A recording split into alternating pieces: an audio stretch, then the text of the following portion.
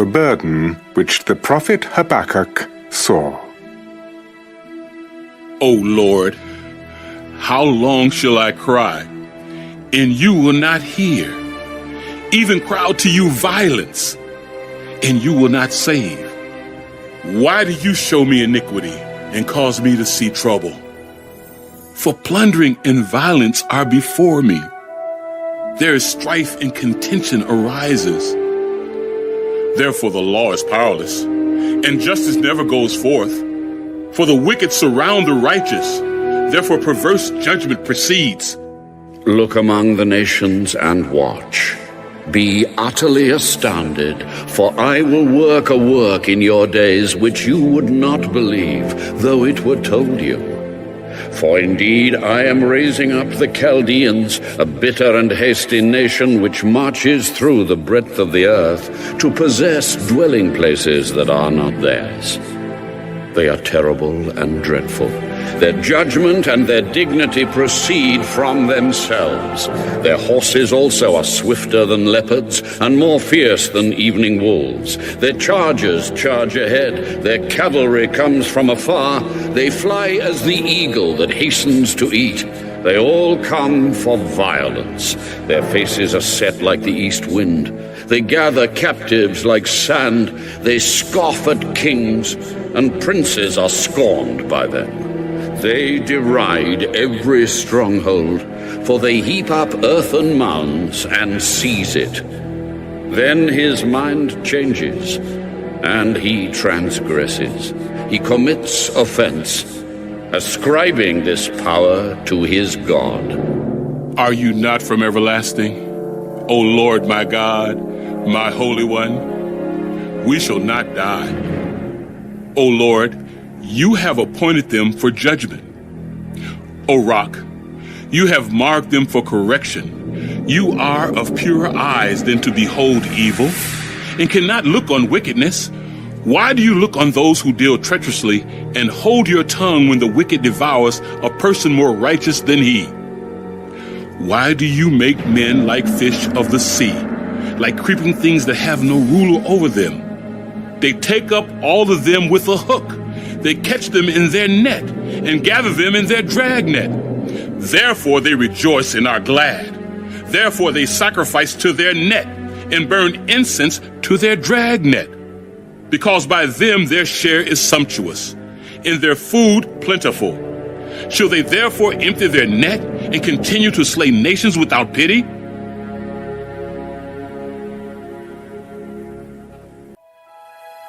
I will stand my watch and set myself on the rampart and watch to see what he will say to me and what I will answer when I am corrected. Then the Lord answered me and said, Write the vision and make it plain on tablets, that he may run who reads it. For the vision is yet for an appointed time, but at the end it will speak, and it will not lie. Though it tarries, wait for it, because it will surely come. It will not tarry. Behold the proud, his soul is not upright in him, but the just shall live by his faith. Woe to the wicked indeed, because he transgresses by wine. He is a proud man, and he does not stay at home. Because he enlarges his desire as hell, and he is like death, and cannot be satisfied, he gathers to himself all nations, and heaps up for himself all peoples. Will not all these take up a proverb against him, and a taunting riddle against him, and say, Woe to him who increases what is not his? How long? And to him who loads himself with many pledges? Will not your creditors rise up suddenly? Will they not awaken who oppress you? And you will become their booty. Because you have plundered many nations, all the remnant of the people shall plunder you, because of men's blood and the violence of the land and the city, and of all who dwell in it. Woe to him who covets evil gain for his house, that he may set his nest on high, that he may be delivered from the power of disaster. You give shameful counsel to your house, cutting off many peoples, and sin against your soul. For the stone will cry out from the wall, and the beam from the timbers will answer it. Woe to him who builds a town with bloodshed, who establishes a city by iniquity. Behold, is it not of the Lord of hosts that the peoples labor to feed the fire, and nations weary themselves in vain? For the earth will be filled with the knowledge of the glory of the Lord, as the waters cover the sea. Woe to him who gives drink to his neighbor, pressing him to your bottle, even to make him drunk, that you may look on his nakedness. You are filled with shame instead of glory. You also drink and be exposed as uncircumcised. The cup of the Lord's right hand will be turned against you, and utter shame will be on your glory. For the violence done to Lebanon will cover you, and the plunder of beasts which made them afraid, because of men's blood, and the violence of the land and the city, and of all who dwell in it. What profit is the image that its maker should carve it, the molded image, a teacher of lies, that the maker of its mold should trust in it to make mute idols? Woe to him who says to wood, awake, to silent stone, arise, it shall teach.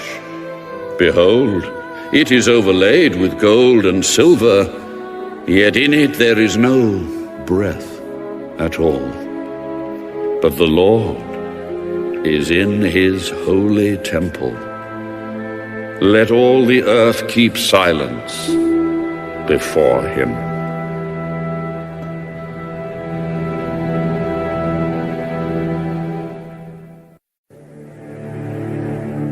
A prayer of Habakkuk the prophet on Shigionoth. O Lord, I have heard your speech and was afraid. O Lord, revive your work in the midst of the years. In the midst of the years, make it known. In wrath, remember mercy. God came from Tema, the Holy One from Mount Paran. His glory covered the heavens, and the earth was full of his praise. His brightness was like the light. He had rays flashing from his hand, and there his power was hidden. Before him went pestilence, and fever followed at his feet. He stood and measured the earth. He looked and startled the nations, and the everlasting mountains were scattered. The perpetual hills bowed. His ways are everlasting. I saw the tents of Cushan in affliction. The curtains of the land of Midian trembled. O Lord, were you displeased with the rivers? Was your anger against the rivers? Was your wrath against the sea? That you rode on your horses, your chariots of salvation? Your bow was made quite ready. Oaths were sworn over your arrows. You divided the earth with rivers. The mountains saw you and trembled. The overflowing of the water passed by. The deep uttered its voice and lifted its hands on high. The sun and moon stood still in their habitation. At the light of your arrows they went. At the shining of your glittering spear, you marched through the land in indignation. You trampled the nations in anger. You went forth for the salvation of your people, for salvation with your anointed. You struck the head from the house of the wicked by laying bare from foundation to neck. You thrust through with his own arrows the head of his villages. They came out like a whirlwind to scatter me. Their rejoicing was like feasting on the poor in secret. You walk through the sea with your horses, through the heap of great waters. When I heard, my body trembled. My lips quivered at the voice. Rottenness entered my bones, and I trembled in myself, that I might rest in the day of trouble. When he comes up to the people, he will invade them with his troops. Though the fig tree may not blossom, nor fruit be on the vines, though the labor of the olive may fail, and the fields yield no food, though the flock may be cut off from the fold, and there be no herd in the stalls, yet I will rejoice in the Lord. I will joy in the God of my salvation. The Lord God is my strength. He will make my feet like deer's feet, and he will make me walk on my high hills. To the chief musician, with my stringed instruments.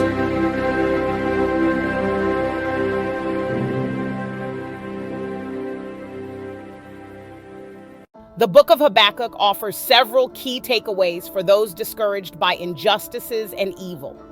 Firstly, it emphasizes the importance of maintaining faith and trust in the Most High's ultimate justice, even in the face of apparent injustice. Habakkuk also highlights the reality of suffering and the importance of remaining patient and steadfast amid challenges. Additionally, the book encourages believers to live by faith and to find hope in the Most High's promises, even when circumstances seem bleak. Ultimately, it teaches that despite evil and injustices, the Most High is sovereign and will bring about justice in due time. The book of Habakkuk underscores the principle of maintaining faith and trust in the Most High's ultimate justice amidst apparent injustice. The prophet Habakkuk questions the Most High about the presence of evil and injustice in the world, expressing his anguish and concern. However, through dialogue with the Father, Habakkuk comes to understand that despite challenging circumstances, the Father's justice will prevail. This serves as a powerful reminder for individuals who may feel discouraged by the prevalence of injustices and evil in the world, encouraging them to hold on to their faith and trust in the Most High's ultimate plan and justice. The book of Habakkuk also emphasizes the reality of suffering and the importance of steadfastness in facing challenges. Through Habakkuk's interactions with the Father, the book acknowledges the presence of suffering and hardship, providing a relatable narrative for those who may find themselves in similar circumstances. This acknowledgement serves as a source of comfort for individuals who are discouraged by the injustices and evil they witness, as it validates their experiences and underscores the reality of suffering experienced by mankind. Additionally, the book encourages perseverance and patience, highlighting the significance of remaining steadfast and resolute amid adversity, ultimately pointing towards the hope and assurance found in trusting the Most High's plan. The book of Habakkuk encourages the children of the Most High to live by faith and find hope in his promises, even amidst adversity. Despite the presence of evil and injustices, the book urges individuals to maintain faith in the Most High's character and promises, emphasizing the importance of relying on the Most High's faithfulness despite challenging circumstances. This call to faith serves as a source of strength and empowerment for those who may feel disheartened by the injustices and hardships they encounter. By highlighting the significance of living by faith in the Most High, the book offers a message of hope, reminding readers that the Most High is ultimately in control and will bring about justice and redemption in due time.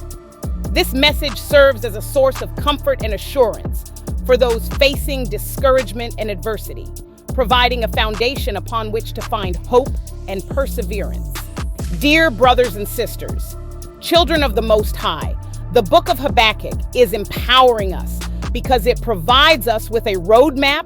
We can know and understand clearly that despite the existence of evil and injustices in the world, our Father's ultimate justice and sovereignty triumph and prevail. This empowers us to remain vigilant in our faith, dedicated to our actions, and solely trust in the Most High's promises, even in the face of discouragement, oppression, and adversity. Habakkuk's dialogue with the Father serves as a model for teaching us about the boldness we can have in our access to the throne.